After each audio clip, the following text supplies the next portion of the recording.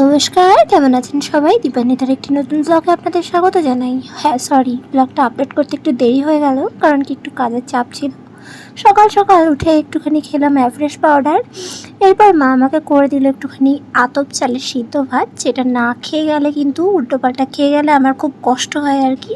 সেই জন্য এটা খেয়েই আমি যাওয়ার চেষ্টা করি। আর একটু রোদ করতে পারতো, এটা কম হয়ে গেল না। চলো কাজ বাজ করে আসি।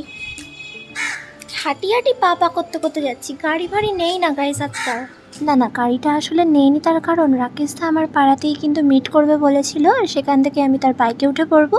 সেই জন্য কিন্তু গাড়িটা আমি নেইনি, নয়তো যেখানে রাকেশদা মিটিং পয়েন্ট করে সেখানে অবধি আমাকে আমার গাড়িটা নিয়ে যেতেই হবে, বা টোটো ধরে বা অন্যান্য জায়গায়। যাই হোক, প্রথম কাজগুলো কমপ্লিট করে এখন কিন্তু বাজে দুপুর 2টো, আবার আমাদের কাজে বেরোতে হচ্ছে।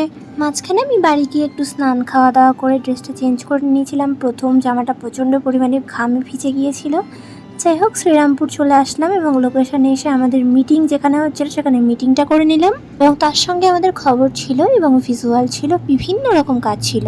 তোমরা অনেকেই জিজ্ঞেস করেছো যে এই জার্নালিজমের কাজটা সহজ কিনা, তবে যে করে সেই বোঝে, যার যতটা দক্ষতা সে সেইভাবে পারবে। আমি কি করে বলবো বলুন, আপনাদের সহজ লাগবে নাকি কঠিন? আপনাদের দক্ষতা থাকলেই সহজ, আর দক্ষতা না থাকলেই কঠিন। যাই হোক, ফিরতে ফিরতে অনেক দেরি হয়ে গিয়েছিল। আমি রাত 9টার মধ্যে ঘুমিয়ে পড়েছিলাম আর বাড়ি ফিরেছিলাম 7টায়, তো বেশি আর ব্লগ করতে পারিনি।